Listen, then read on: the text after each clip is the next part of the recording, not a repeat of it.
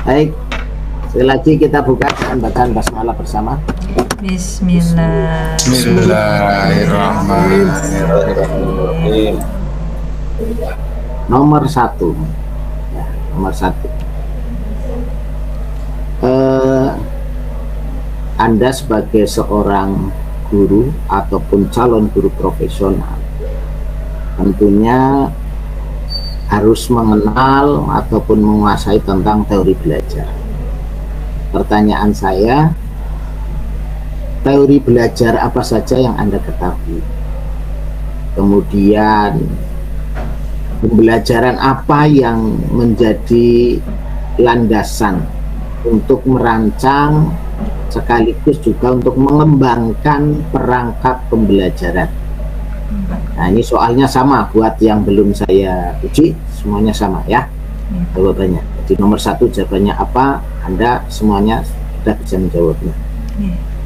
Begitu semuanya saja. Nanti tolong langsung dijawab, Mbak. Terima kasih Pak dosen, mohon izin untuk merespon atau menjawab. Berkaitan dengan teori belajar, makanya seperti yang tadi teman-teman sampaikan, sebatas pengetahuan yang saya punya.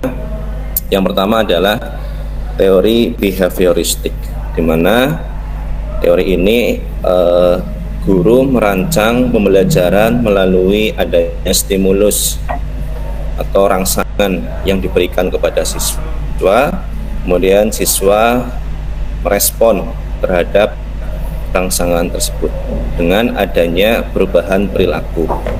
Maka belajar dikatakan berhasil apabila adanya perubahan perilaku terhadap diri siswa. Kemudian yang kedua yaitu teori kognitif, di mana guru memberikan sebuah rangsangan atau stimulus dan siswa memberikan semacam proses melalui pengalaman ataupun melalui latihan-latihan untuk membangun sebuah struktur kognitif di dalam siswa, di dalam pikiran siswa. Dan respon dari siswa itulah yang nanti sebagai bentuk berhasilnya dalam belajar siswa. Kemudian yang ketiga adalah teori belajar konstruktivisme, di mana teori belajar ini adalah mengedepankan terhadap adanya tindakan aksi nyata yang dilakukan oleh siswa yang diperoleh dari luar dirinya atau dari lingkungan dirinya, sehingga siswa akan dapat mengembangkan secara aktif kemampuannya sendiri dalam rangka untuk menemukan kompetensi dirinya sendiri. Kemudian yang keempat adalah teori humanistik, di mana kita meyakini bahwa setiap siswa itu punya potensi yang berbeda-beda, punya kemampuan yang berbeda-beda sesuai dengan kodrat alam dan kodrat zaman anak itu. Maka siswa dapat belajar bagaimanapun, terserah, yang penting positif. Guru mengarahkan siswa untuk dapat belajar dari berbagai sumber apa saja, di mana untuk membentuk sebuah kepribadian yang baik, sebuah akhlak mulia dari diri siswa. Dari 1 sampai 4 teori belajar yang disampaikan teman-teman atau tadi saya sampaikan, saya lebih cenderung ketika dalam melaksanakan pembelajaran itu menggunakan teori behavioristik, di mana ketika misalkan saya ingin menerapkan dengan model pembelajaran discovery learning, itu cocok untuk pembelajaran abad 21, yaitu pembelajaran berbasis HOTS, di mana pembelajaran itu adalah mengasah keterampilan peserta didik untuk dapat berpikir kritis seperti itu. Nah, maka guru dalam menyusun RPP itu perlu memperhatikan kompetensi dasarnya, kemudian indikator dan juga tujuan pembelajaran, baru guru menggunakan teori belajar apa dan model belajar apa yang akan digunakan. Sehingga ketika misalkan menggunakan teori belajar behavioristik, maka guru dapat menyiapkan stimulus, bisa berupa video, gambar, ataupun bacaan-bacaan, di mana siswa dirangsang untuk dapat menanya, untuk dapat memberikan statement tanggapan terhadap informasi yang diberikan.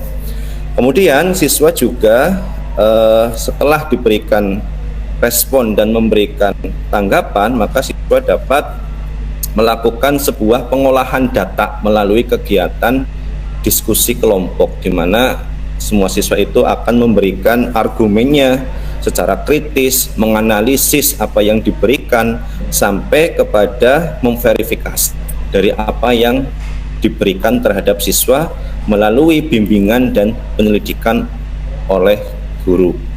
Kemudian di fase akhir siswa melakukan generalisasi atau kesimpulan terhadap materi yang diberikan.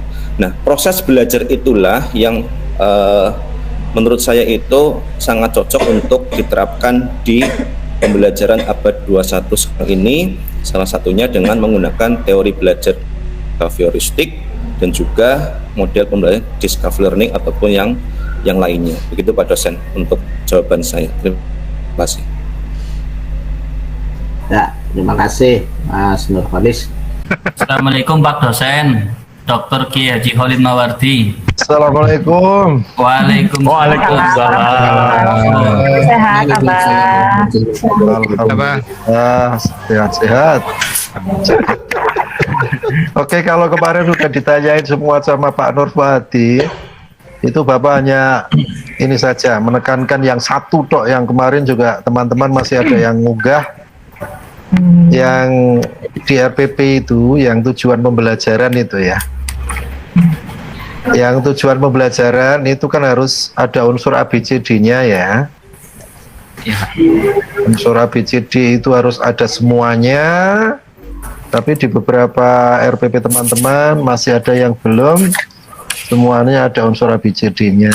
Itu nanti kalau yang diupload masih itu ya, nanti di UKIN itu nilainya akan tidak bagus karena unsur itu ada beberapa poin yang berkaitan dengan penilaian dari unsur tujuan pembelajaran itu. Ada 4 poin. Jadi kalau nanti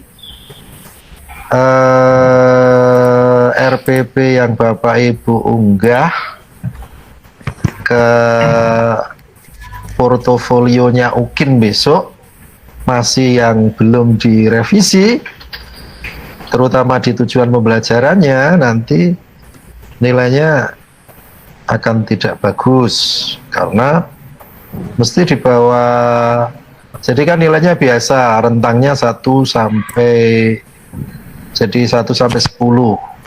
Itu kalau kurang itu di bawah 5. Jadi kalau unsurnya biasanya Bapak Ibu itu hanya audience sama behavior, hanya AB saja biasanya.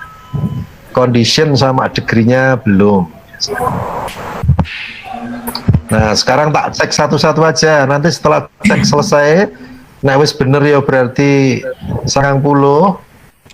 Nek isih salah kudu dibenerke saiki gitu, maksudnya dibaca. Itu. Bapak Ibu silakan dibuka RPP-nya yang diunggah.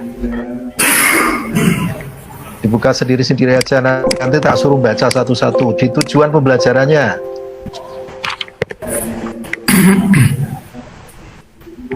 Nang digoleki. Sudah dapat semua Bapak Ibu? Oke, sekarang dari Om Nurholis. Om Nurholis silakan dibaca tujuan pembelajaran yang kamu tulis. Baik Pak dosen.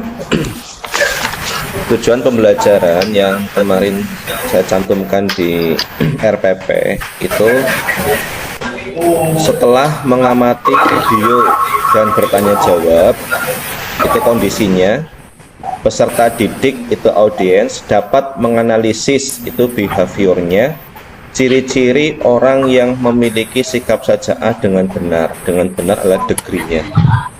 Kemudian yang kedua, setelah membaca artikel dan berdiskusi, peserta didik dapat menganalisis bentuk-bentuk sikap saja'ah dengan benar. Demikian Pak dosen. Ya wes, 90 wes, aneng kabeh ABCD-ne. Alhamdulillah. Ya baik Bapak Ibu yang pecinta, kita sudah selesai ujian kompre. Mari kita akhiri ujian kita kali ini dengan baca hamdalah bersama. Alhamdulillah. Terima kasih, kurang lebihnya mohon maaf. Wallahu a'lam bishawab. Assalamualaikum warahmatullahi wabarakatuh. Terima kasih. Selalu.